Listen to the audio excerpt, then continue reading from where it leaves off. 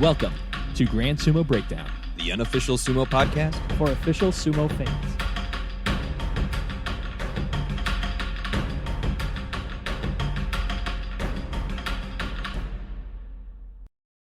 Welcome to Grand Sumo Breakdown. This is Jake. And this is Mac. And today we are here with Dark Circle Sumo's Justin Kizzart. How are you doing today, Justin? I'm doing all right. A little sore, but I'm I doing can't okay. imagine why. Yeah, What, you got training or something? Or twice a day. I just been going to my. I just got back from my 7 a.m. Class, like I guess strength and conditioning class. So yeah, if I don't raise my arms too high, I'm still excited. I promise. I'll just give a little woo woo. Yay! More reserved. Yeah, for context, we're recording this 1 week ahead of the North American Sumo Championship. So, before we started recording, you mentioned you're kind of done with the intense stuff. You're gonna you're taking it a little easier in this last week, right? Yeah, so we've been kind of ramping it up with for sumo twice a week, and then strength and conditioning 3 days a week, and then this last week I was doing what I call like 2 a day. So I was working out in the morning and the afternoon, and then for sumo we've been doing what we call like our match marathons. Which is pretty grueling, and I'm pretty sure they're happy that that's over. Because we do basically it's like 3-minute rounds. You just 3-minute rounds. You just Takayasu level of matches here. you just keep going. I think everybody averaged somewhere around 30 matches. Just back to back. You just you pick a partner, and you guys go for 3 minutes. Boom, you win or lose. Boom, get back up, go again, and then you switch partners, and it just it's strength and conditioning. The goal is to have people descend to Vegas, not corpses, man. That's true. I know, but I love it. Well, that's why 2 weeks now. They've had this week, to kind of chill, and this Sunday we're kind of we're gonna have just a chill practice, a lot of stretching, and just a little bit of flow, zero injury type of practice. Could you say that one again? We had a little interference there. That's okay. Zero injury kind of practice for this upcoming Sunday. And then everybody's got their own rituals and stuff like before a tournament. I have mine, and it's my treat yourself week. Yeah, nice. Treat yourself. Nice, love it. Yeah, so I mean, I go get a deep tissue massage. I do what's called an infrared sauna, which is like these infrared crazy like wall panels of lights. You're like in this giant red room like Darth Vader. I've never heard of this, but I'm envisioning Vader at this point and floating in the tank here. Yeah. I'm old man Darth Vader, man. I'm still, trying to get my son to join the dark side. I have no kids though, by the way. I don't know. No. I was about to my sumo kids are my kids. There you go. Right on. Yeah, so you're the founder and kind of the leader of Dark Circle Sumo down there in Austin, right? How did you guys get? What made you decide to start a club, and how did that whole process go for you guys? Well, I had, I was from Los Angeles, and then moved to Austin, Texas in it's almost 3 years now. 3 years ago. Wow, time flies during COVID. It's a spaceship when COVID is around. 1,000 years ago in 2018. Yeah. Seriously, these last 2 years, I'm like, wait, that was 2 years? I have no sense of time either. I totally get it. Exactly. Yeah, seriously. But by the calendar, 3 years roughly. Yes. So I moved here 3 years ago, and kind of was I was still in love with sumo. I was like, okay, cool, closest club, going down to San Antonio. So I was driving down to San Antonio every Tuesday, which it's not that far, but it's still kind of it's kind of heavier on my car. Sure. And I talked to Takeshi, my old senpai from Los Angeles, and was like, "Hey, I'm thinking about doing my own club." And he was down. He was, he kind of gave me his blessing, and I went. It was very weird. I went from being a selfish student of the art to actually teaching, and it's been pretty cool being a teacher. It's different. Now I understand the what educators and coaches and stuff feel for giving so much of yourself to your students and wanting to see someone else do better instead of selfishly always focused on yourself. So that's been pretty cool. And so we've been growing. And we've had to sorry, say that part again. Oh, so yeah, we've been growing a lot, which is awesome. Who knows, maybe it's due to the social media or something or whatever, but we have really been growing, and we've been getting some heavy hitters too. Like, I mean, these guys are hungry, and now it feels like a real solid cohesive team, and nobody's just there to work out. Like these guys are hungry, they're young, guys and girls, and they're ready to win. So I'm like crazy excited to see what 2020 what year? 2 whatever year it is. Yeah. 2. Oh Lord.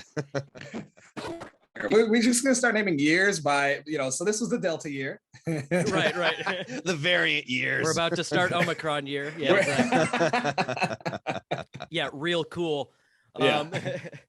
But no, we've already talked to a couple of your students. You're one of the you're one of the more like visible teams. You guys have like the branding and all that set up. It really feels like the sumo scene is kind of forming these more cohesive teams. Yeah. Do you guys? I know down there in Texas, there's a handful of different teams. Do you guys like see yourself more as like a community or more like rivals, or how does that work with the other guys down there? In Texas, we're a community. That is, I mean, it is a solid action. And my day job, I do a lot of design and branding for major companies. So kind of easy flow into for as far as the branding of our club. And but I'm glad to see people following suit as far as like, because when I first started sumo, it was kind of hodgepodge of a mix of people, and then I wanted to bring that team element, and I know in 2020 was the first time that anybody had ever seen like actual team uniforms, and I was like, we're doing this, and it created a presence, and now it's kind of cool to see. Everybody's got like their logos and their and I think Florida's got some hoodies and stuff, and that's dope, and it really pushes the sport forward and makes us look more serious. It's all for the on the macro level for the sport, so that people take us more serious. The better video shooting, our like live streaming, all that stuff. Sorry, start the live stream thing over again. Oh, sorry. Yeah. So all the like the live stream, like all of that is to get more eyes on our sports. It's great on a micro level for your individual teams like Dallas, Corey Morrison, he's a cinematographer. So like, yes, his videos are yes. Yeah, you can tell. We talked to them recently, and yeah, those guys are fantastic. Definitely rivaling you guys for like branding and all that. Yeah. But it's real cool to see. And of course, Corey's my man, and I helped him start his like. But I will say now he's probably gonna watch this video. I'm very jealous of your. I can't afford $1,000 cameras. I live stream from my iPhone. Right. Oh man, this dude's got slow motion shit. I'm just like, I will say, with everybody that we have talked to, like Eros and Alex Hearn, one thing that they have all said in common is they love the energy that you bring, at least when you're practicing sumo and doing sumo, and just how you're very inviting toward that. I mean, again, in talking with Ariel, she's like, all right, I got this. I can do this. And then you completely escort her out of the ring. And she's like, what the heck just happened? Same with Alex. Alex was the same way, where he was just like, all right, I can do this. Blown out of the water. All right, teach me more. So I'm loving this sense of community that you guys have around there. It's definitely, you can tell. Yeah. Yeah. You mentioned like trying to make the, being taken more seriously as a sport with like, looking professional and things like that. I remember when we met you at Nationals over the summer, one of the things that you were talking a lot about was, staying tight as a community to have a better showing at the World Games next time that, America brings a team. Yeah. So how does that whole relationship work? Like what's in like preparation for the World Games? Where I guess, why don't we back up a little bit? Where does America stand? Like what do the USA teams look like when we go to Worlds? So right now, I mean, right now, as of the last Worlds, it's America, we tend to be like, let's say out of 30, 45 countries, we're like the bottom 20s, but not so great. I mean, there were great guys, like Trent Sabo, who definitely represented back in the day. I think there's a new crop of wrestlers, and these guys are hungry. They're, I actually have to, strategize and think in lightweight now.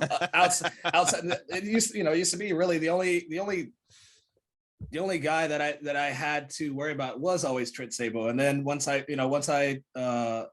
started, actually beating him like 2018, 2019. 2018 was the first time I beat him, like at nationals, which I was like, I beat my idol, but I think specifically for my guys, I try to embed into their head that this qualifiers is just the beginning, and that I would like it's a litmus test to let you know where you're at, because even the best of the best here is still middle to bottom of the barrel when it comes to Russia, Mongolia, Ukraine, Japan, and Poland. So, I got there and was like, holy shit, like watch it, like it's very intimidating watching all of you guys are in the back. I mean, all 30 countries, 30 to 35 countries are in the back. You see Japan, I mean, even the Japan girls team was intimidating. They were just, they were like Butskari, like, bah! I was like, oh Damn. oh my.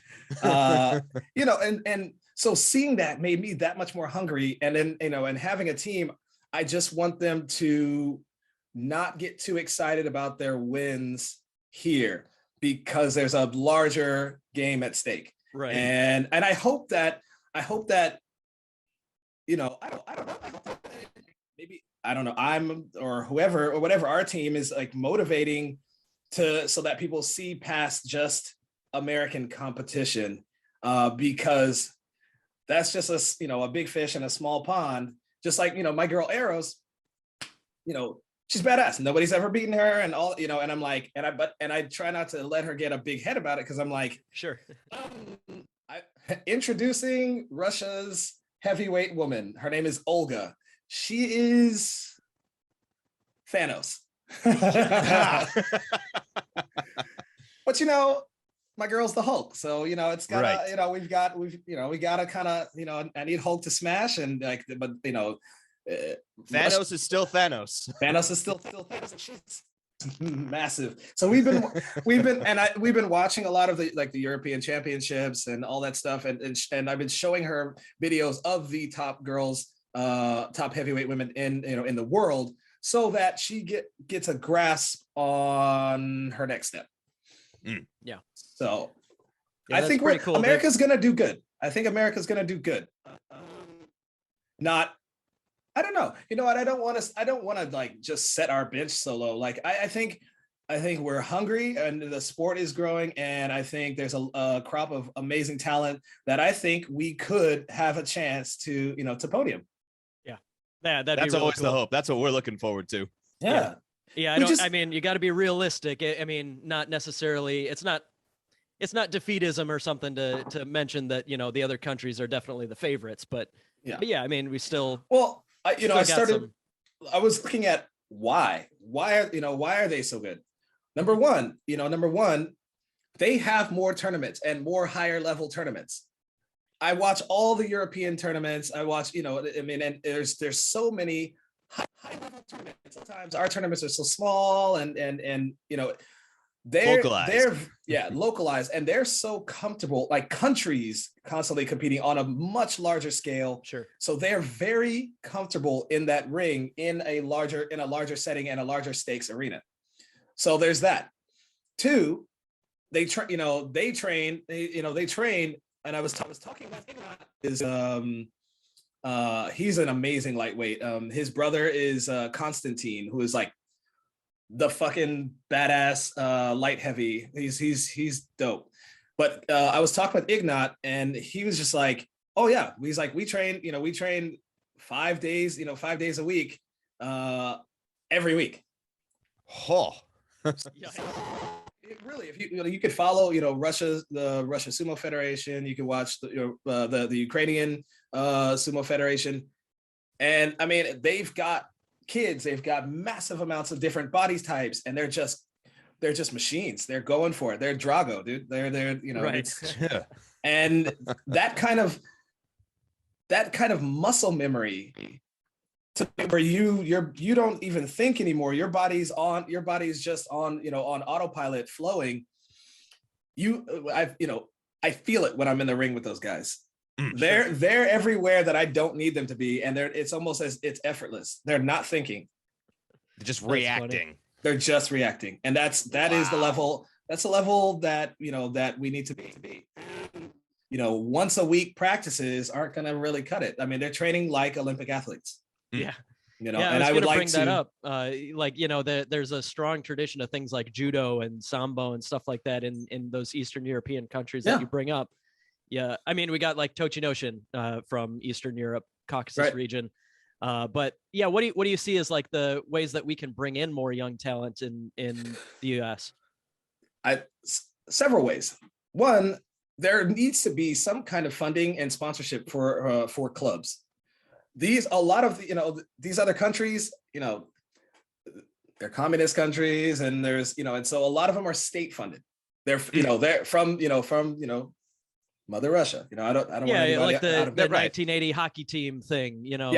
So I mean, and so they have the funds to, like, if you see the type of facilities they have, huge gyms with 3 dojos. They have enough to have 3 dojos in a gym, workout area, and I mean, and they're pulling in youth leagues. Like I'm talking like I've seen pictures of like 20, 30 kids, not let alone that's on one side of the gym, and with the adults on the other side of the gym. So they're starting them young. I mean, it's literally like, it's like soccer for South America or something like that. Like for them to grow up into it, we need more fans on the sport, and we need more eyes on the sport, so that people respect it and treat it just like in the Midwest and stuff, like wrestling. Mm-hmm. Yeah, you know what I mean? Yeah. So there needs to be those kinds of youth programs for kids, maybe some kind of after school program or whatever. There needs to be more eyes on the sport, which is like honest, all these live stream videos, all this stuff, because people live on the internet these days. We got to get more eyes on the sport, look more professional, have more professional tournaments. That way people take us more serious, and we can actually get funding into the clubs. Right. And to be able to have these different youth leagues. Right now, I put, like, my wife hates me for it, and but all my funds, I'm making sure, like, I front the money for the uniforms, buying the sumo mat, paying rent every month, even though, and it's it's a labor of love, but I'm looking towards the future, and that's the future that I see. And Texas has a lot of big boys and girls, and I think being here, I see the potential, and things are looking up for the team and the sport in Texas. Just need people, people. You saw how many people came to nationals. They may have just been there to just drink and go play golf and stuff, and they were like, that was fantastic. How many times did you hear that? They're like, oh my God, I never thought I'd be into sumo wrestling, but exactly, I know what I mean. And that's neat. You just need eyes on it, and it's easy to understand. There's it's not a point system. You can tell who wins and loses. It's high energy. Well, you can kind of tell who wins and loses. It depends. True. That is true. Every now and then, it's very controversial. Yes, yes, it is. But yeah, it always feels like an exposure thing to me. Like all the people that we introduced to sumo, it's like, oh, that's pretty coll. I guess I just all you gotta that, do right? is expose them. Yes, that's it. It's an easy win, and I think the formula that Texas has our Dallas and Houston's, finally kind of, woken up from their slumber. At Houston, San Antonio, and Dallas, like I don't like bragging, I guess it's maybe a Texas thing, but I really, as a unit, like, especially with, we're all in, all the Oyakatas are kind of, we talk to each other. We're trying not to step on each other's toes as far as when we plan events. So 2022 is definitely, this was 2021 was kind of the Texas. 2022, we're really trying to hammer home big, awesome events that push American sumo forward and get more eyes on the sport. So look for, everything's big in Texas. Oh, absolutely.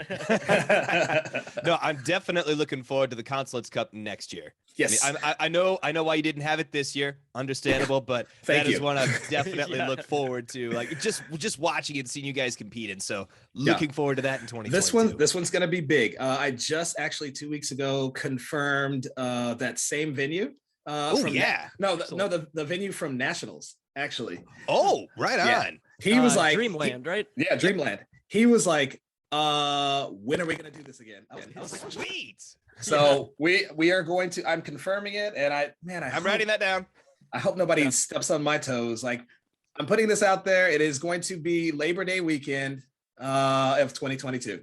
Excellent. I made sure it was after Worlds so that, whoever of our team makes it to on the world team, we focus for the next 6 months on being just the best. Right. The one freaking thing at a best. time. Yes. Yeah. You see how much, that was the whole reason, at Nationals, I feel, I don't know, my performance at Nationals was not the greatest. Because half my brain was, I was trying to run an entire tournament, the largest tournament I've ever done in my life. Right. So we can qualify that. It's like you were running around trying to get everything organized while also trying to get your head into for context, you're disappointed in only third place, like still podium. I've never taken third, to be honest. Oh, well, that's true. Well, it's always been second or first, and that's encouraging from the side of the, us fielding a stronger field of lightweights, long term, but still, no, I get it. And that's one thing that for the North American Championships in Vegas here, we're not trying to, we're not having the showrunner and be a competitor in the same tournament. Yeah. Which I think is. God. Yeah, we just need more. Thank God. Yeah, I was not jealous of you just sprinting back and forth all day at Nationals. That was a hell of a day for you, I bet. Yeah, it was. But then I got drunk, so it was all right. Yeah, we went to Texas Sake. I was going to bring that up next. Afterward. Yeah, this time around, I guess before we get into the Texas Sake, this time around, I'll probably be a lot less rushed. I was just kind of just sloppy. It was almost in my mind like, bum rush them to get it over with. And like, I lost to Joseph Ponsetto, who I've never lost to in tournaments or practice in my life, but I respect. He's gotten like, he's gotten much better. He's so squirrely. He's got a squirrely little guy. Excellent pushing game. Yeah. And of course JJ. Like, I mean, JJ is, JJ. He's like, he's the shit. He's probably the only guy. I shouldn't say. He's probably I don't know, the one that I've got to be a bit more tactical on. I've kind of got a really calm game plan going into this tournament, a lot less rushed, and be confident in what I call my middle game. Like, I don't have to do a one and done, hard hitting tachiai. I'm really confident in my middle game, and so just finish him off from middle to end game. And it doesn't always have to be off the tachiai. So that'll probably be a big change up. Yeah, no, he's a jujitsu guy, so he's definitely used to the chess match stuff. But would you call JJ your main rival, or do you really think of it that way? I don't like to say rival. Like, I respect the fact that he has probably one of the strongest core muscles in the game. Like, a tachiai doesn't really phase him, and my tachiai is pretty good. He absorbs it. Maybe that's his judo, and so I'm not looking to beat him on the tachiai. It's probably a decent setup, and I enjoy guys like him because I haven't had to challenge myself this much since Trent Sabo. And now I've got it. And so I think of it as either a chess match or just a puzzle to figure out. And he's just another respectable puzzle to figure out. And win or lose, he got one on me, I get one on him, like whatever. Good back and forth fights. Yeah, everybody's got a rhythm. You just got to figure his out. Yeah.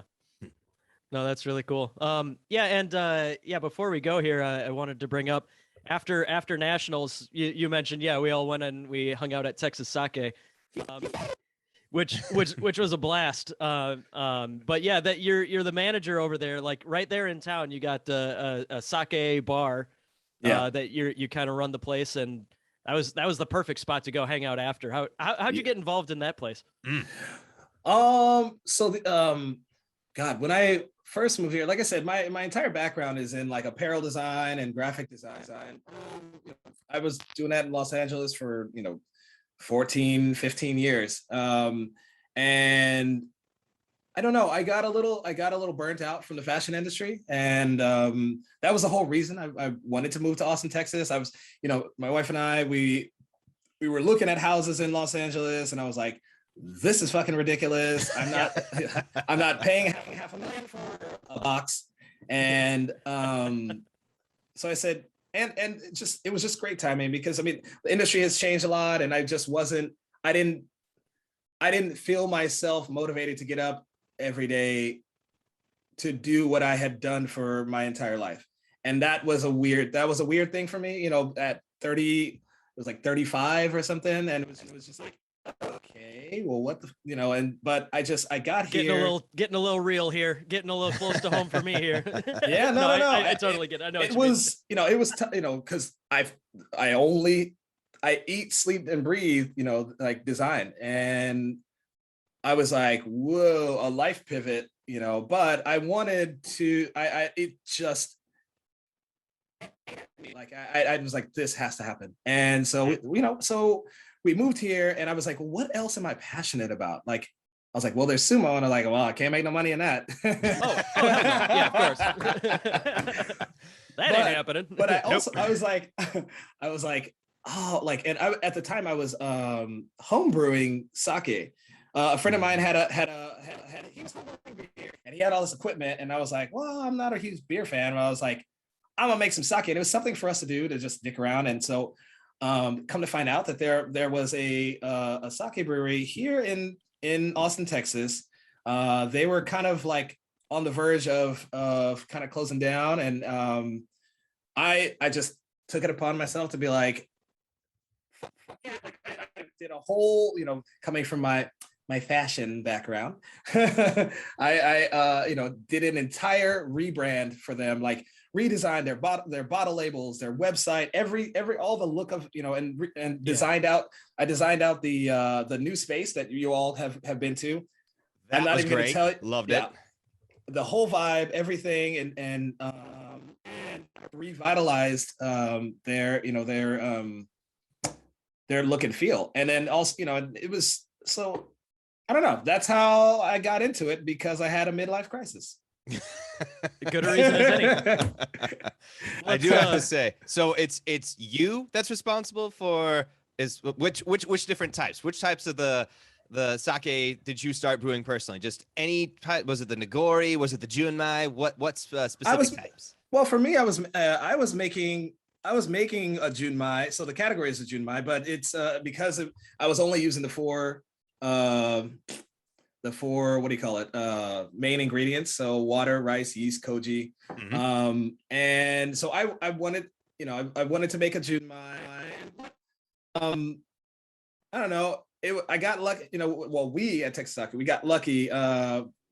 We kind of like let go of the old brewer, and then got this new guy who's he's a fucking genius. And I've learned so much about brewing sake and the process on a larger scale from this guy named Brad Saliga. And he really knows how to control fermentation and understands how yeast works, and how so we upped our game with the sake brewing. And then I just made sure that it actually out of the bottle, and everything else, our look and feel was up to par as well. And so I don't know, it's fun. And I mean, I've never had this much fun. I'm used to like grinding out for 11, sometimes 12-hour days at a computer. And now I get to be like actually like hands-on on stuff. I still do freelance design work for like 2 clients, like an esports team and a human clinical trials team, or human clinical trials company. Clinical trials? Yeah, like human guinea pigs, I guess, basically. Well, with great graphic design, of course. Yes, of course. Yeah, I mean, they pay very well. I just yeah. Well, before we wrap up here, awesome. I got one last question for you, because I know you're also a fan of pro sumo. Yeah. Who is your favorite pro sumo wrestler, and why? Who is my favorite? Well, hold on a second. Uh-oh. Yeah, we got to bring out the merch. Yep, I like it. Oh man, you even got the merch to back it up. There you go. Oh. We'll just leave this right here. I'm trying to see. Tilt it forward a little bit. Gotta tilt it forward. Yeah, there you go. That'd be our wee baby Enho. Our wee baby Enho. I love it. I got it. I know some people hate on him, and how can you hate on Enho? I think he's him and all the other like mid-sized guys like Hoshoryu, Toby's guy, and to some extent Ishuda, but I'm a smaller dude. Of course I'm gonna champion the guy. They're always going to be the underdog. And like, whenever I pull off a win against a heavy, like I understand their feeling, you know what I mean? Like we're born in this size. It is what it is. Love the sport. And I feel that about him. There are going to be frustrating times, but they, the smaller guys pull off the coolest techniques. You got to admit. Absolutely. They pull tricks out of their bag. I mean, you saw Hoshoryu last tournament. Oh, yes. He like broke the internet. Some cool stuff, yeah. So I runner Enho is my heart. He's like 16 pounds, or let me see, 18 pounds heavier than me, same height. So I see him and I see myself, and that's why I'm in in love with the dude, and got my bromance on. But my my new side piece is is side wrestler. Yeah. My side wrestler is I'll show to you. Right on. Yep. Absolutely. Very cool. Well, yeah. So we're looking forward. By the time that we post this, I think we will be less than a week away from the North American Sumo Championships. We got 10 people coming from 10 Dark people Circle. from Dark Holy Circle. cow. That'll probably be one of the bigger teams there. That's really cool. Yeah. But that is in Las Vegas on December 11th. Keep an eye out for a YouTube stream. Grand Sumo Breakdown will be there doing live commentary, but you can find it on YouTube as well. Yay. But Justin, if people want to look up Dark Circle specifically, where do you guys generally hang out? Literally all platforms. We're everywhere. Yeah. It's always, you can always just, all one word, or Dark Circle Sumo. You can find our live stream every Sunday on Twitch or on YouTube or Facebook, all three. Awesome. You can find us, if you just want to, lurk on our pictures. There's Instagram and Facebook. If you want to find out the schedule of, where we have practices, when we have practices, go to darkcirclesumo.com. Excellent. Awesome. And if you're in Austin, you have no excuses not to give it a try. Yeah. All right. Come to the dark side. Yes. Excellent. Thank you so much for joining us, Justin. Yeah, for sure, man. All right. See you in a few days. See ya. Yeah. Bye. Thank you for listening to Grand Sumo Breakdown. Until next time, Throw your salt high. and keep moving forward.